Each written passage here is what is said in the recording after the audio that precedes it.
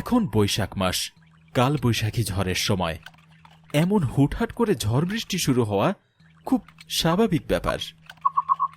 তখন রাত প্রায় 11টা। আমরা প্রায় নদীর মাঝখানে। রহমত মাঝি নৌকা চালাচ্ছে। নদীর নাম আধারবতী। গ্রামের মানুষের মুখে শুনেছি এই নদী নাকি প্রতি বছর মানুষ টেনে নেয়। তবে এসব কুসংস্কারে আমার বিশ্বাস নেই। ডাক্তার সাহেব, হারিকেনটা একটু উস্কাইয়া দেন। আজকের রাতটা ভালো ঠেকতাছে না। বাতাসটা কেমন ভারী ভারী লাগতিছে। পচা লাশের গন্ধ পাইতেছেন? গন্ধ না তো শ্যাওলার গন্ধ হতে পারে। না গো বাবা, আপনি শহরী মানুষ, এসব বুঝবেন নি। এই নদী আমাবস্যা শীতের রাইতে জ্যান্ত হইয়া উঠে ও শিকার খোঁজে। আমার বুকটা দরফর করতেছে। মনে হয় কিছু একটা অঘটন ঘটবো গো বাবু। শহর থেকে ডাক্তারি পাশ করে মাস কয়েক হলো গ্রামের স্বাস্থ্য কেন্দ্রে এসেছি। এখানে আসার পর থেকেই মানুষের যে কত আজগুবি কুসংস্কার শুনেছি তা বলার বাইরে। তবে আমি ডাক্তার মানুষ, তাই এসবের কোনো কিছুতে আমি গুরুত্ব দিই না। হঠাৎ করেই পরিবেশটা কেমন স্তব্ধ হয়ে গেল। ঝিঝি পোকার ডাকও যেন থেমে গেল। শুধু দাঁড় বাবার ছলছল শব্দ। হঠাৎই ধপাস করে একটা শব্দ হলো। নৌকা কিছু একটার সাথে ধাক্কা খেয়েছে। মনে হলো পানির নিচে থেকে কেউ নৌকাটা ধরে ঝাঁকুনি দিল। আমি প্রায় ছিটকে পড়েই যাচ্ছিলাম। কিসের ধাক্কা লাগলো? চরে আটকে পড়লাম নাকি? না না ডাক্তার সাহেব, জ্বর তো এখানে নাই। পানি মেলা গভীর। তাই কি আল্লাহ, আমাকে মনে হয় ধরল রে। আমি নৌকার কিনারে গিয়ে হারিকেনটা পানির দিকে ধরলাম।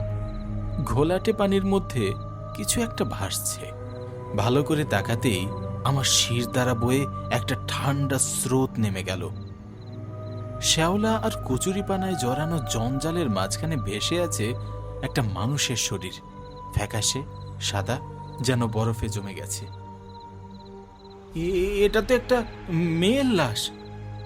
কেউ একজন মানুষ ডুবে মারা গেছে মনে হয়। জলদি এসে তুলতে হবে। কি কি কি কইলেন? সর্বনাশ! না না ডাক্তার বাবু, হাত দিবেন নি। এইটা আধারবতী শিকার, অপঘাতে মরা লাশ। চুইলে চুইলে অভিশাপ লাগবো। আরে দূর, বাজে কথা রাখেন তো। তোমার নিজের কেউ হলে তুমি এভাবে ফেলে যেতে পারতে? হ্যাঁ, ধরো আমার সাথে। আমার ধমক খেয়ে রহমত মাঝি অনিচ্ছা সত্ত্বেও এগিয়ে এলো। দুজনে মিলে ধরাধরি করে লাশটাকে নৌকায় তুললাম।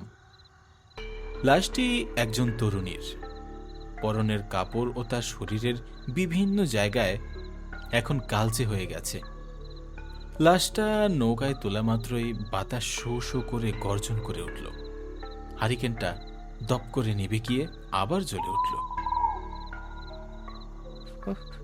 ভুল করলেন ডাক্তার সাহেব, মস্ত বড় ভুল করলেন। সাথে কইরা মরণ লইয়া আইলেন। রাত প্রায় 12টা। আমরা লাশ নিয়ে গ্রামের ঘাটে পৌঁছালাম। এত রাতেও বাইরের অদূরে হারুন মিয়ার চায়ের দোকানটা খোলা। গ্রামের কিছু মানুষ সেখানে আড্ডা দিচ্ছে। তোমরা সবাই এদিকে আসো, গ্রামে বিপদ আইছে। রহমত মাঝির চিৎকার শুনে চায়ের দোকান থেকে সবাই ঘাটের দিকে এগিয়ে এলো। ও ডাক্তার, কি হয়েছে? রহমত মাঝি অমন চিল্লাইতেছে কেন? নদীতে লাশ ভাসছিল, আমাদের নৌকার সাথে ধাক্কা লাগে। তারপর আমরা তাকে নৌকায় তুলে নিয়ে আসি। মেয়েটিকে তোমরা কেউ চেনো? সবাই কাছে গিয়ে লাশটার মুখ দেখার চেষ্টা করল। মেয়েটির গলার কাছে কালশিটে দাগ। সবাই কোনো রকম মেয়েটিকে দেখার পর ভয়ে ভয়ে পিছিয়ে যেতে লাগলো। এতো মনে হচ্ছে পাশের গায়ের জমিদারের নাতনি কুসুম, কিন্তু ও তো নিখোঁজ ছিল 1 সপ্তাহ ধরে। শুনছিলাম শহরে পালিয়ে গেছে। মোড়ল সাহেব, এইটা কুসুম না, এইটা আর কোনো মানুষ না। দেখতেছেন না, লাশটা পচে গেছে, তবে গন্ধ নাই। অথচ 1 সপ্তাহ পানিতে থাকলে মানুষ গইলা যায়। এইটা পিশাচ। আরে থামুন তো আপনারা, এসব কুসংস্কার। গলার দাগ দেখে মনে হচ্ছে তাকে কেউ হত্যা করে পানিতে ফেলে দিয়েছে। আমি পুলিশকে খবর দেব। আপাতত লাশটা আমার ডিসপেন্সারিতে থাকবে। বাবা জহির, তুমি ভালো মানুষ, কিন্তু এই লাশ গ্রামে রাইখো না। ও প্রতিশোধ নিতে আইসে। আজ রাইতেই ওরে দাফন করো, নইলে এই গ্রাম সারখার হয়ে আসাবো কয়েছিলাম। আমি কারো কথা শুনলাম না। একটা ভ্যান ঠিক করে লাশটিকে আমার ডিসপেন্সারিতে নেওয়ার ব্যবস্থা করলাম।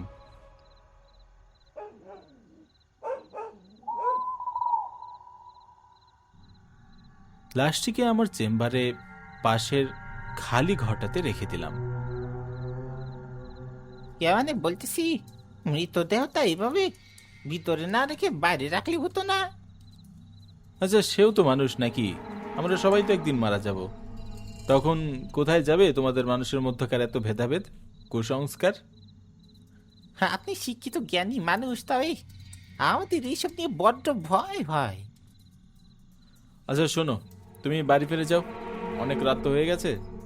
থানায় খবর দেওয়া হয়েছে, পুলিশ আসলে তারা বাকি ব্যবস্থা নেবে, ঠিক আছে? আপনি একা থাকবেন পুলিশ আসা পর্যন্ত? আমি থাকবো আপনার সাথে। আহা, বললাম তো কোনো সমস্যা নেই, তুমি যাও। তারপর রহমত মাঝি চলে যায়।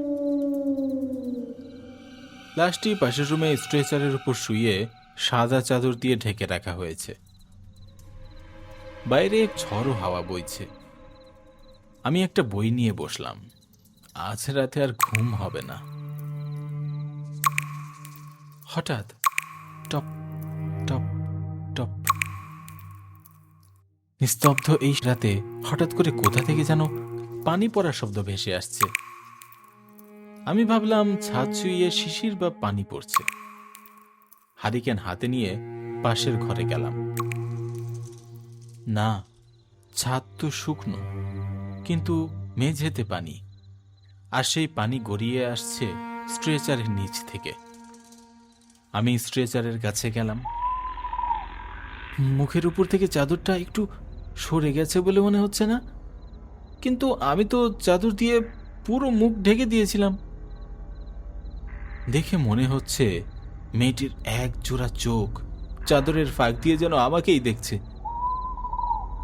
না, এটা মনের ভুল। বাতাসের কারণে চাদর সরেছে। আমি আর সাহস করে চাদরটা সরালাম না। কোনো মতে নিজের রুমে ফিরে এলাম। চেয়ারে এসে বসলাম বটে, কিন্তু বুকের ভেতরটা তখনও ধরফড় করছে। হারিকেনটার আলো কেমন যেন স্তব্ধ হয়ে আসছে। হঠাৎ কোনো কারণ ছাড়াই দপ করে হারিকেনটা নিভে গেল। তেল তো ভরা ছিল, তবু নিভে গেল কেন? মুহূর্তের মধ্যে সারা ঘর ঘুটঘুটে অন্ধকার হয়ে গেল। হাতের দিয়াশলাই খুঁজতে যাব, ঠিক তখনই দরজায় কড়া নাড়ার শব্দ। শব্দটা শুনে যেন ধরে প্রাণ ফিরে পেলাম। মনে হয় রহমত মাঝি হয়তো আমার খোঁজই নিতে এসেছে। কে কে? রহমত মাঝি? কোনো উত্তর নেই, শুধু বাতাসের শো শো শব্দ। আবার শব্দ হলো। আমি অন্ধকারে দরজার দিকে এগোলাম। কি ব্যাপার? কোনো কথা বলছে না কেন? আমি গিয়ে দরজা খুললাম। দরজাটা খোলার সাথে সাথে প্রচণ্ড এক ঝড়ো হাওয়া ঘরের ভিতরে ঢুকে পড়ল, আর সেই সাথে নাকে ভেসে এলো সেই পচা শ্যাওলা আর লতাপাতার উৎকট গন্ধটা। আমি আশেপাশে তাকালাম, কেউ নেই। বারান্দাটা একদম ফাঁকা। রহমত মাঝি তো দূরের কথা, একটা জনমানুষের চিহ্নও নেই। তাহলে দরজায় কড়া নাড়ল কে? ভয়ে ভয়ে আমি দরজাটা বন্ধ করে চেয়ারে এসে বসলাম। কি কি সব হচ্ছে আমার সাথে?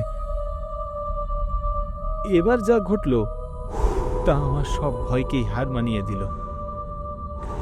ঘরের মেঝেতে একজোড়া পায়ের ছাপ ধীরে ধীরে আমার দিকে এগিয়ে আসতে লাগলো।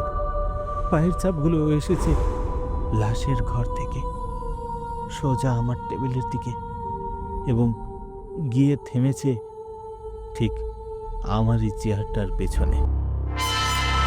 মানে ও ও ঠিক আমার পিছনেই। ভয়ে আমার গলা শুকিয়ে কাঠ হয়ে গেল। সে ফিসফিস করে বলে উঠল,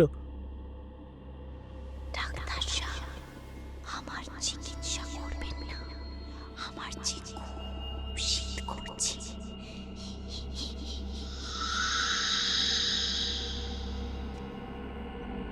অন্ধকার ঘরের ভেতর শুধু শোনা গেল তার খিলখিল হাসির শব্দ। ভয়ে আমার শরীর অবশ হয়ে এলো। এরপর আর কিছু মনে নেই, জ্ঞান হারালাম।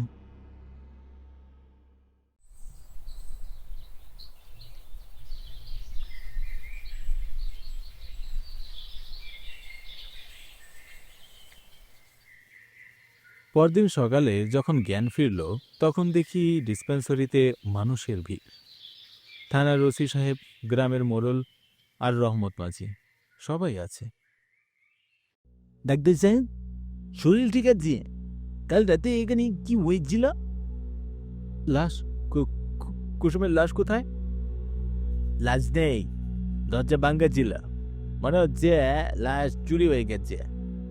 আমরা চারপাশ তন্ন তন্ন করে খুঁজেছি, কিন্তু লাশের কোনো চিহ্ন নেই, শুধু মেঝেতে কিছু কাদা পায়ের ছাপ।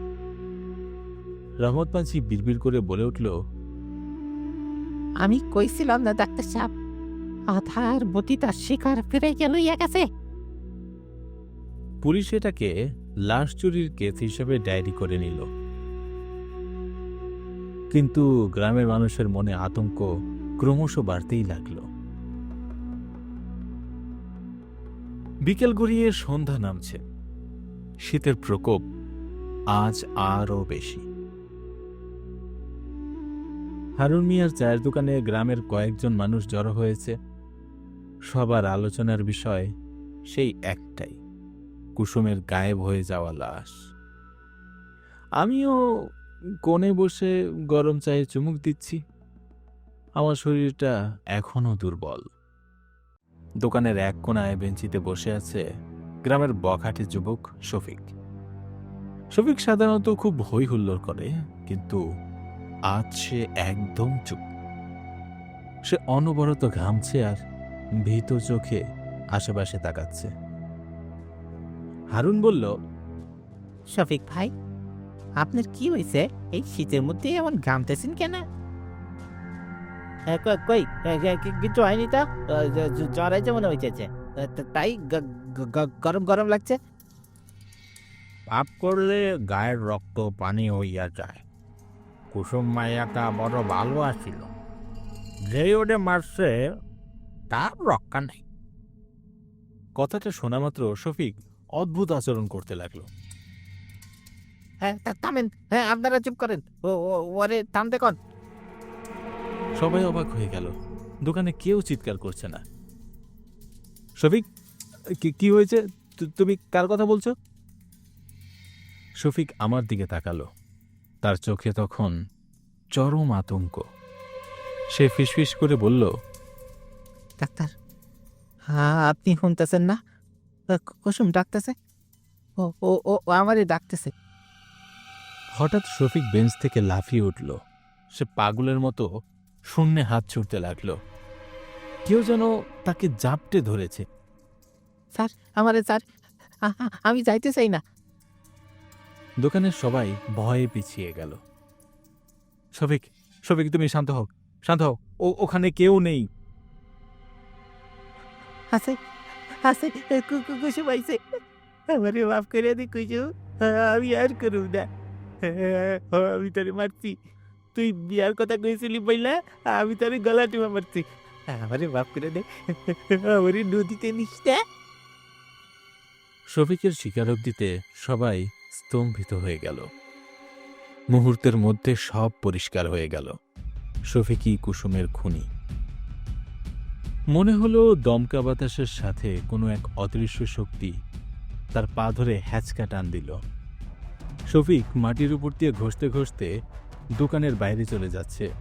সে প্রাণপণে মাটিকে আঁকড়ে ধরার চেষ্টা করছে, কিন্তু সেই অমানবিক শক্তির কাছে সে তুচ্ছ। বাঁচাও, আমারে নিয়ে গেল।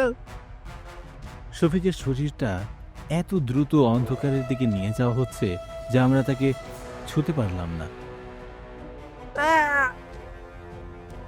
শফিকের শেষ আর্তনাদ মিলিয়ে গেল কুয়াশাচ্ছন্ন অন্ধকারের দিকে, সোজা আধারবতী নদীর পথে।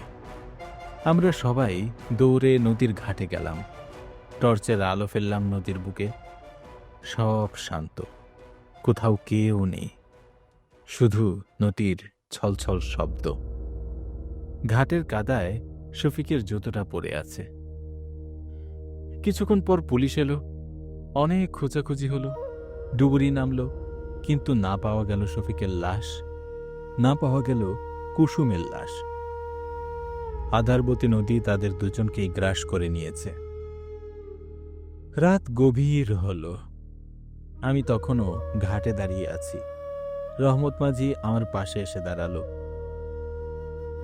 ডাক্তার সাহ, দেখছেন তো, কুসুম তার নিজের বিচার নিজেই করে নিয়ে গেছে। আমি নদীর দিকে তাকালাম। মনে হলো দূরে একটা ডিঙ্গি নৌকা ভাসছে। নৌকায় মনে হলো একটা নারীর অবয়ব বসে আছে, হয়তো কুসুম। সত্যি, বিজ্ঞানের বাইরেও এই পৃথিবীতে অনেক কিছুই আছে যা বড়ই রহস্যময়। আমি একটা দীর্ঘ শ্বাস ফেলে বললাম, হ্যাঁ চলুন, অনেক রাত হয়েছে। এই নদীর হিসাব নিকাশ বোঝা আমাদের সাধ্যের বাইরে। আমরা ফেরার পথ ধরলাম। পিছনে আধারবতী নদী তার বুকে হাজারো রহস্য নিয়ে চুপচাপ বয়ে চলল।